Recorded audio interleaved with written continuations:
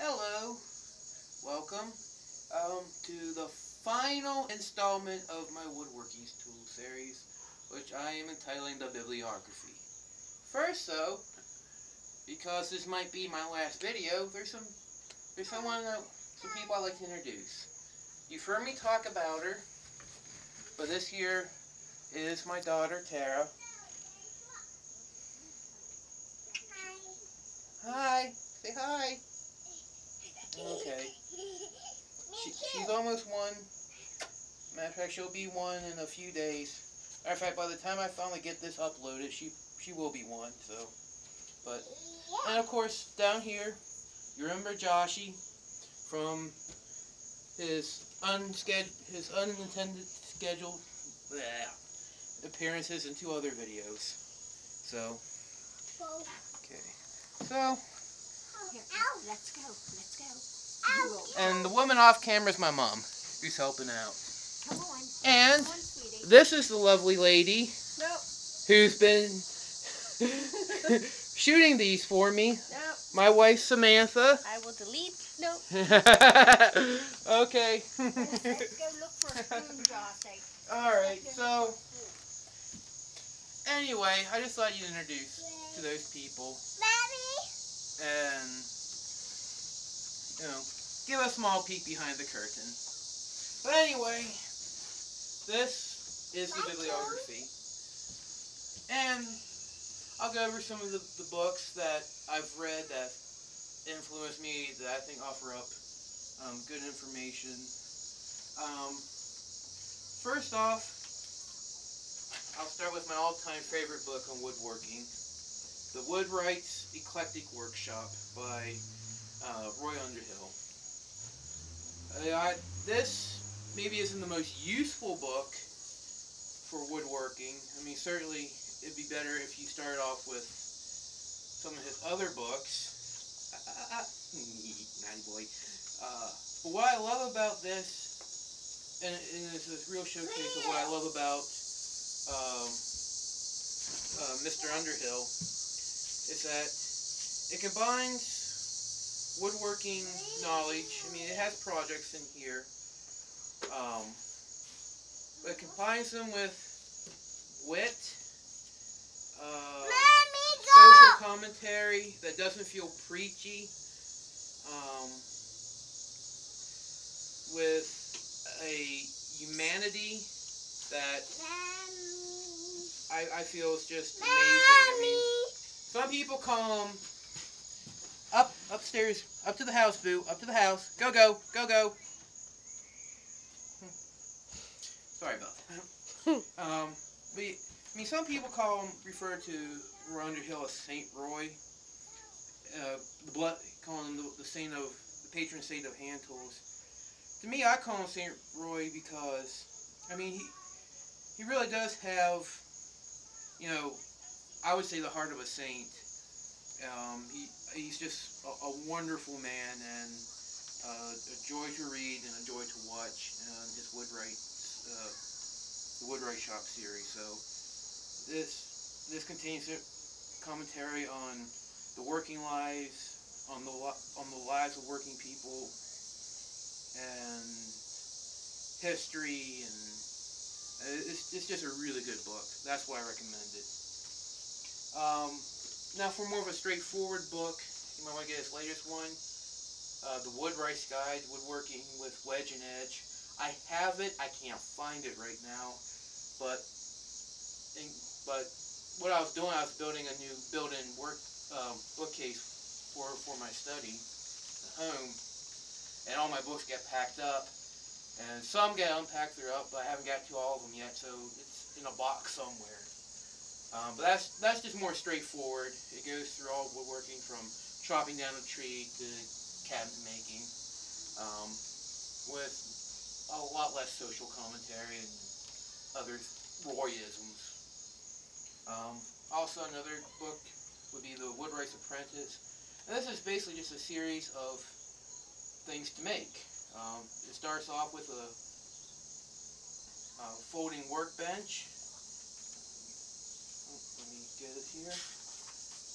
And it goes through locks, bellows, chairs, tables, chests. I mean, and it's just all projects.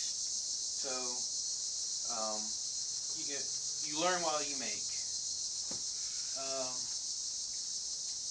Another book, um, Modern Cabinet Work, which isn't while the name is not true. If you see here, it says reprint of a rare 1922 classic. So, I mean, this is actually, so this book is originally from 1922. It's been reprinted, and it's an English book. So, for Americans, you might find the language a bit dense, but, you know, if you can read Shakespeare, then this will be a piece of cake. And some of the linguistic anachronisms can be quite funny. Also, when they go into prices, and they go into pounds, shilling, and pences. But, you know, they go over tools. This is just the various planes. They have one on saws, and they have things on joinery. It talks about geometry, how to lay out geometric lines.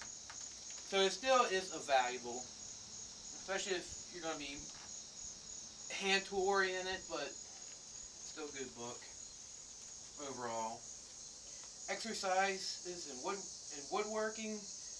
This is actually a reprint of an American college textbook from the 1889.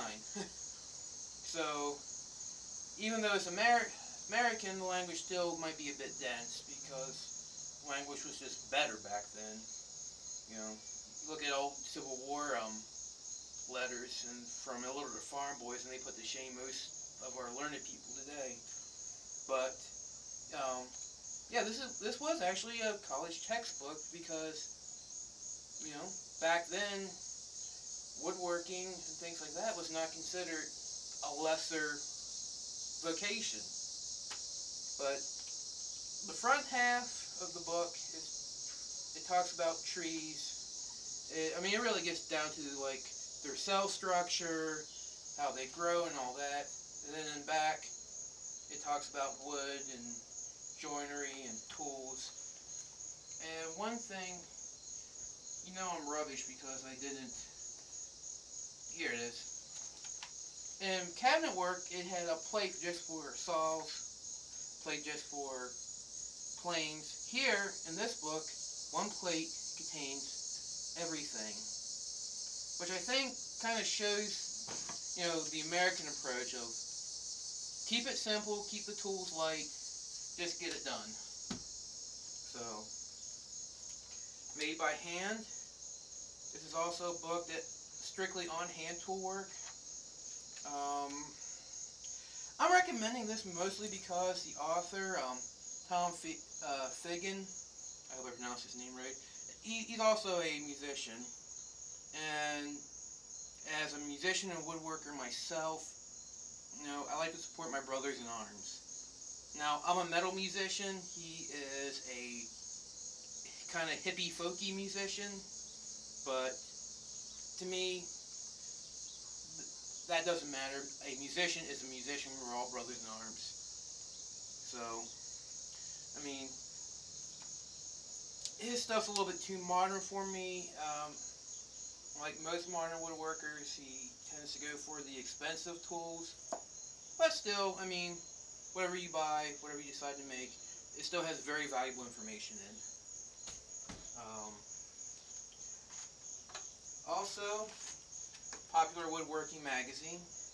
This is my favorite magazine because it kind of splits the difference a lot of ways. Fine woodworking tends to be more engineered to your high-end professional woodworker. Wood magazine tends to be more for your garage type guy. This Popular Woodworking kind of is like the middle ground. It has very simple woodworking for your hairy homeowner, stuff for your more high-end hand tool, power tool. So, you know, that's why that's my favorite one. And that kind of brings that to a close. Oh, by the way, in case you're wondering, I'm sweating because, well, temperature-wise, it's not too bad here. The humidity is off the chart, so that's why it looks like I'm standing under a faucet. um, and I'm kind of glowing. But, um, no, I'd just like to finish up and say thank you for staying with me this long. Um, I don't know if this will be my last video ever. Um, I don't want to be like the Kiss of YouTube how-to woodworking videos.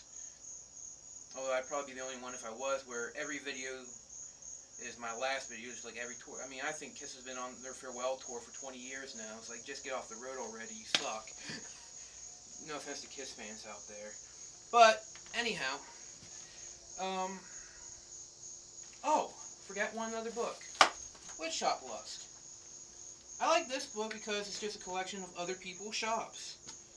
And what's good about that is when you look at other people's shops and see how their tools and how they arrange things, how they solve problems, it just gives you a lot of really good ideas on how to set up your own shop and how you might approach things. Okay, I almost was lucky accident, but like I said, I had planned there to just have a regular season, like a TV series. But there were a lot of things that have come up, a lot of things I'm doing around the house, home improvement projects, getting ready to go back into the studio again to start recording. Um, also, saving up. My wife and I will be visiting her family in Australia next year. So to my Australian viewers, I'll see you next year. um, but, so there's a lot of that stuff going on. Um, obviously with 2 children, that takes up time. And then when I was picking these books out, I realized how many books I had that I had started but hadn't finished. I mean, I got a buttload of books to finish up that I like to. So, I mean, I don't know if I will ever do one again. I might not. Um, so, I don't want to say goodbye. Um, more or less, I'll see you when I see you. If I do make other videos, some of the ideas I had were to see what I can make with the most stripped down tools I could, because that's always a question. It's like, how many tools do you need to do woodworking? So I was going to see what I can make that was functional, attractive, and make it with the least amount of tools possible. Other ideas, I have some plans here. This is for a rolling cabinet, English shave horse, and here I have plans for an 1805 treadle lathe that I thought might be fun to do videos on as I build them. Maybe one-offs, like, where I just talk about the jack plane, because you could write a whole dissertation on the jack plane alone. So I mean, I got ideas. I just don't know if I'll have the time to get to them. But either way, this has been a blast. I thank you for your support. I thank you for all the great comments you've left. For putting up with my amateurish nonsense at times. But just thank you. I'm glad you've enjoyed this wonderful chaos that I've unleashed. And if I see you, and if I make another one, I will see you down the road. If I don't, I wish you, each and every one of you, the best. Love you all, and so long for now.